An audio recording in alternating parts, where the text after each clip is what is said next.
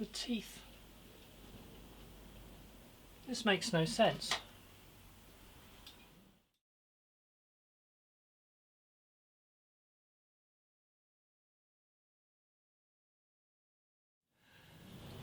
I'm going to change the blade on my bandsaw. When I bought it, I was advised I needed to upgrade the blade because I was going to be sawing hardwoods. Now this is the original blade, I haven't changed the blade yet. The blade I've got is a 1400 by 1/4 by 6. Now as far as I can tell, that's a mixture of units. The 1400 I think is the length of the blade in millimetres, the 1/4 is the width in inches, and the 6 I think refers to 6 teeth per inch. Now I've read the instructions, which is pretty good going for me, and they recommend removing the table to get at the adjusting mechanism for the lower guide. And I think there are some differences between this and the instructions, and I found these when I found these differences when I was putting this together. I did a video on it, and I'll put a link below.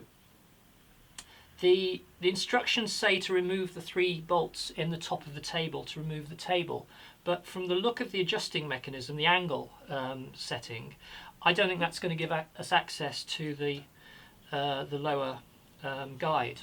And in fact, the way this was delivered, the table already had the bolts in place with the adjusting mechanism, and it was the adjusting mechanism you had to deal with to put the table on. So the first thing I'll do is take the table off, and then we'll go from there. First of all, need to remove this at the front, which is just finger bolts.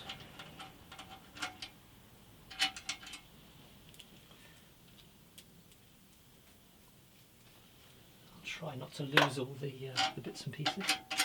Which you maybe, yes, there you go. I can leave that captive and just swing it out of the way.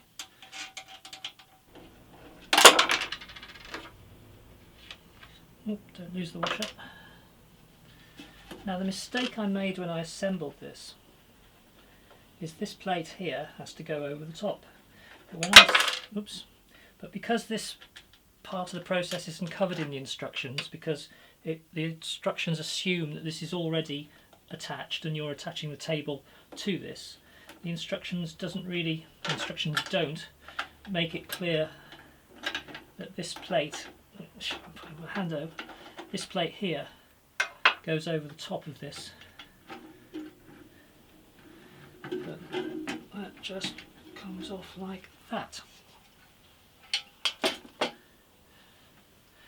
And if that bracket had been on, there's no way I could have got to this Allen screw here to adjust the bearing for the blade.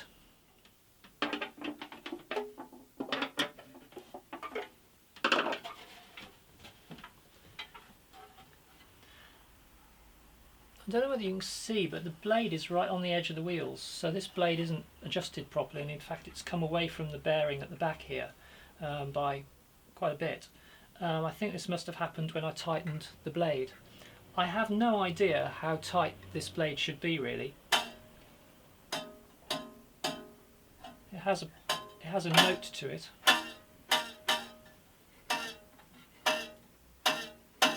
That's all I can go by really. In the instructions it talks about the amount that you can deflect the blade sideways with your finger, but to me that's meaningless because it depends how hard you press.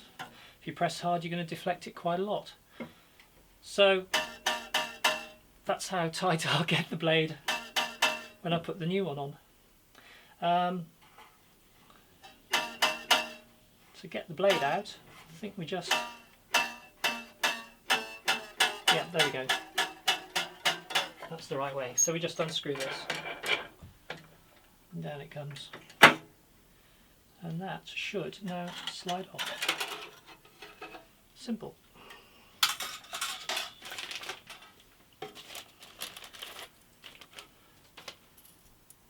Let's face it, changing a blade shouldn't be a complicated process. The tricky thing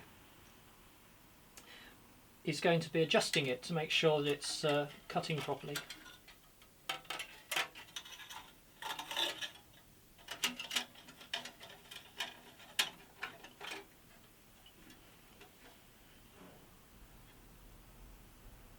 You know what? I think I've got this wrong already. Blade's got to go the other way.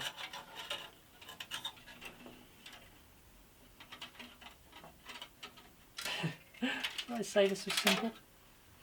That way.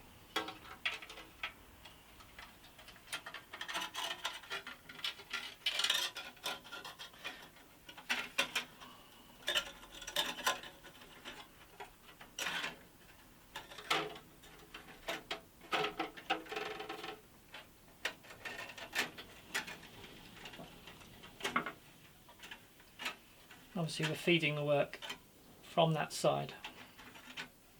No, we're not. We're feeding it from this side. Wait a minute. The teeth.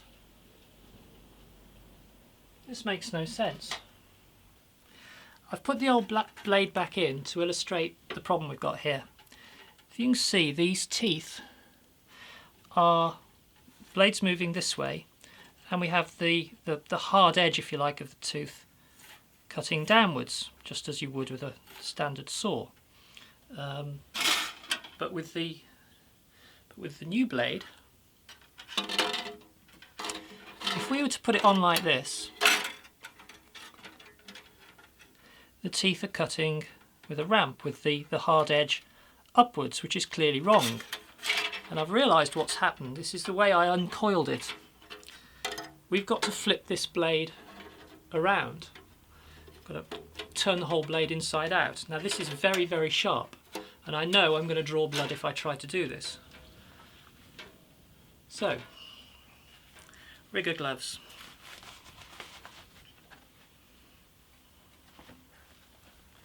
I'm guessing that it depends which coil. When it's coiled up, it's in 3 circuits, and I'm guessing depending on which coil you grab, it potentially, as you uncoil it, can flip it inside out. Now, let's see how easy this is. There we go. That was actually a lot easier than I thought. So I've just flipped it,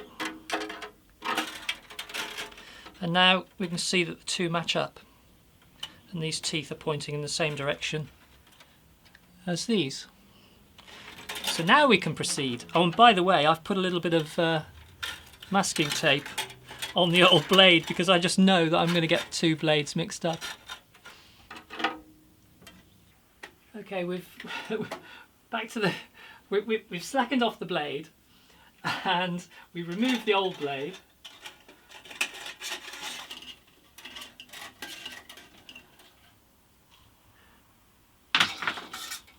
And we put the new blade on. Simple.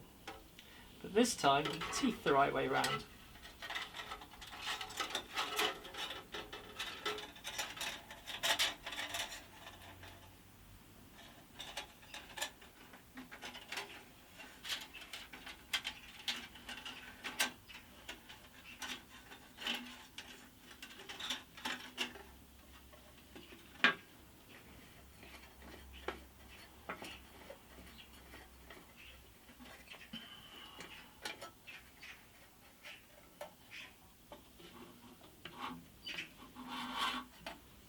Yeah, this isn't...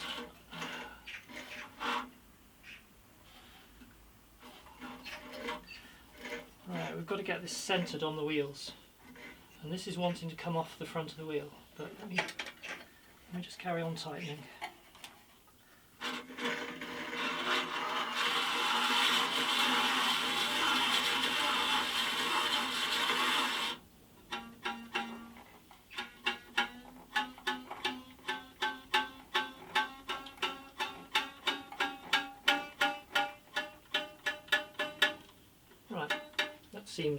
Seems tight. But what I'm seeing is what I had last time, is that the teeth are right on the edge of the wheel, which isn't going to do the teeth any good. They should be centred on this wheel. But what we need is to adjust the mechanism at the back. There's a locking mechanism. And it's that knob there. So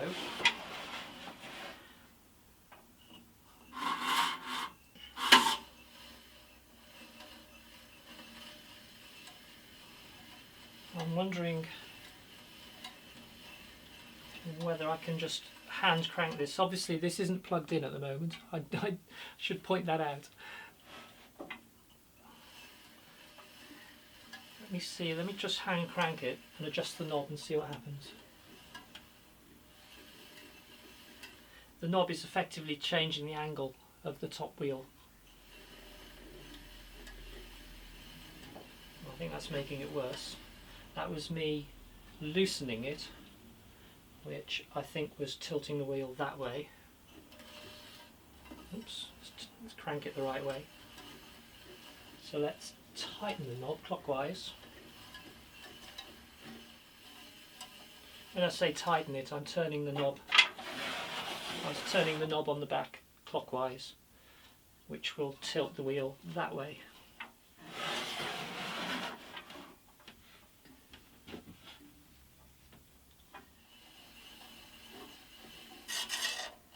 Yeah, it doesn't take much to have it against the bearing. Of course, we need to adjust the bearing.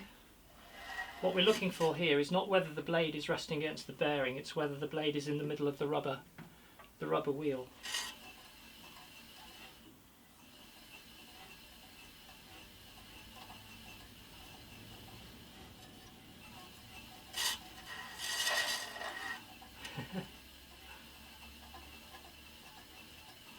There we go.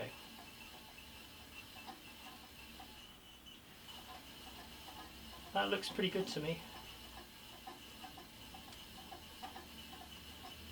Blade is sitting right in the middle of the rubber wheel at the top, and by sense of touch right in the middle of the bottom wheel at the bottom. But there's no adjustment on this as far as I can make out. So that's good.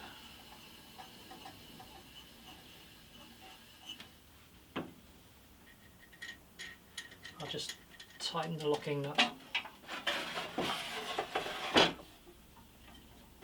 Just tighten that there, and then that won't move. Next thing to do is to set the bearing here that stops the blade moving back that way. There's an Allen key just here, and the guidance is that this should not touch the blade but should be within 0.5 millimetre. So we just push it in. Now that is touching the blade, but if we move the blade, there's no movement in the blade actually. I thought the play in the blade might have pushed the bearing back a little bit, but it hasn't. So I'm just going to manually push that a touch.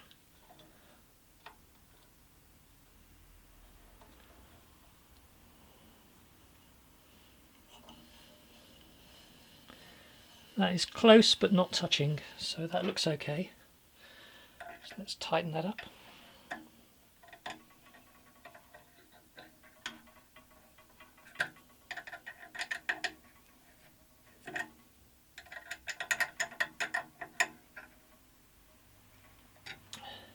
And now we have some bearings or bushes either side of the blade.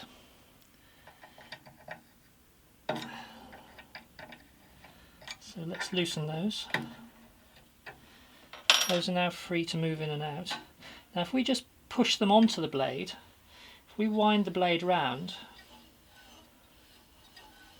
what happens is then the blade naturally pushes the bearings apart slightly. Now I'm happy that that one is where it should be. The other blade is now about 1 millimetre, the other bushing is about 1 millimetre away. I'm wondering whether I should just actually push it in a little bit. Of course, if you get these too close, it's not going to be good for the blade.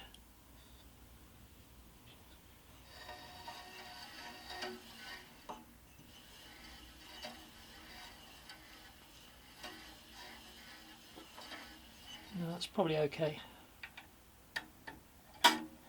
Oh, yeah, don't hit the blade when you're tightening it. Because obviously when I twanged the blade it pushed the bushing back. I'm just eyelining the blade. There is a little bit of movement in the blade. Don't know whether that's something that I can correct. I've seen people grinding the wheels to get them absolutely precise. You know what, when I tightened it, the bushing moved out.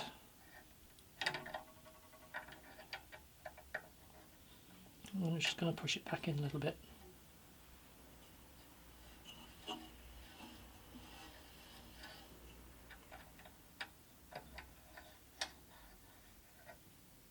Yeah, that's interesting. As I tighten it, the bushing moves, which is not what I want.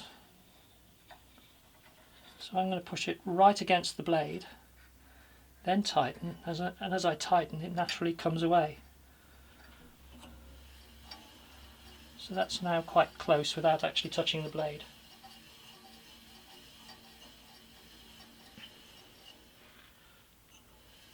So we've got that set.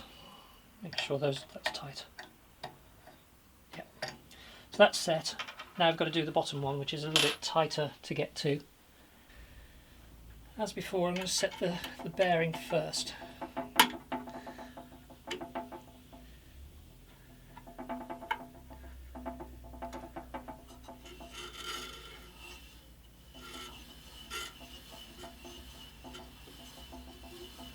That seems about right. And now I'll just loosen these bushings.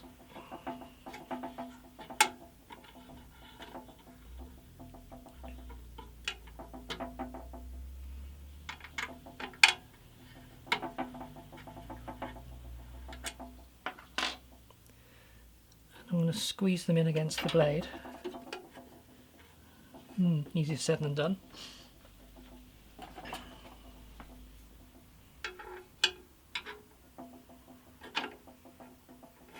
So those are now touching the blade, and the manual claims that if we just now rotate it, that naturally positions them so they're just slightly off the blade. Although it does say they should be touching. So let's tighten now, let's see whether it does what it did with the top one and move it apart.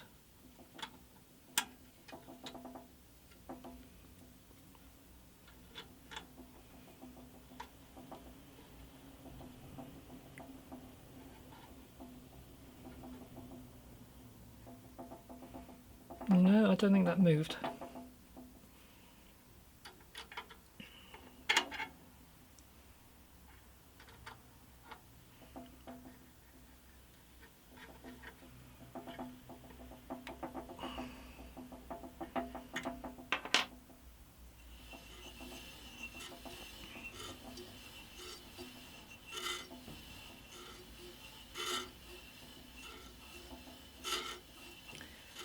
I think I do have the top bushing just touching the blade actually, but the manual does say that it should touch the blade.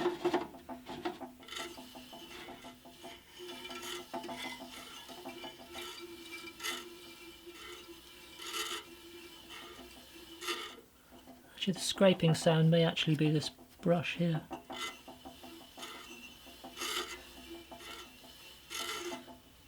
Well, I think we're all right. The manual now says start it up and run it for at least a minute. Up until now we've been unplugged. I'm not going to run it with the door open. Let's plug in. And it says run it for a minute.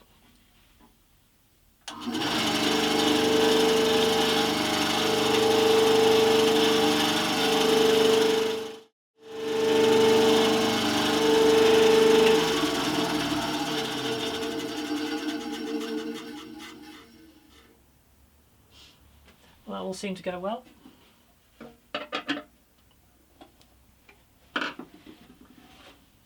And the blade is still nicely centred on the rubber band, at least it is down there. And yes, it's nicely centred at the top. So that looks good. So, unplug. Now we just put the table on and away we go.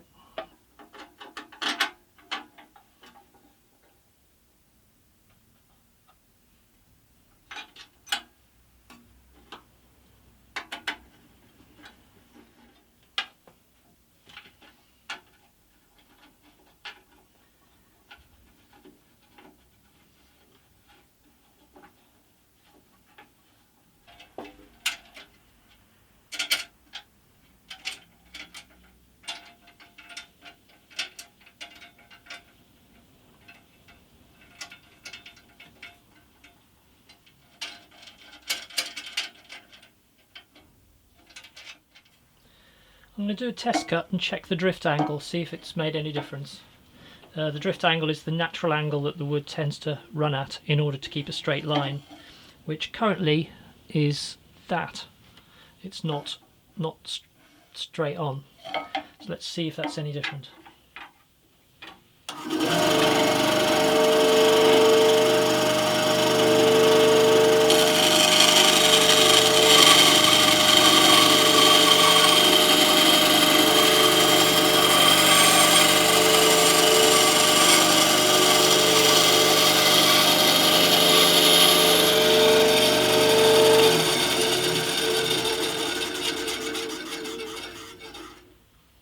That is a huge improvement.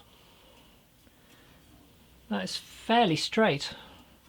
I'm really quite happy with that. I'm going to mark that.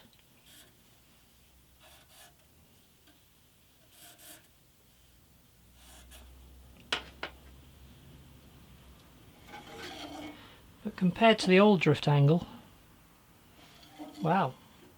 Now, is it the adjustment I've just done? Or is it the blade? I guess we'll never know. I hope you found this useful. I certainly learned something about the perils of uncoiling bandsaw blades and turning them inside out. I've also got a nicely adjusted bandsaw, which I'm really pleased with. So if you found this useful, click like and subscribe for more stuff like this, adventures in power tools and lutherie. Hopefully I'm going to actually make some guitars with these things. So see you later. Bye.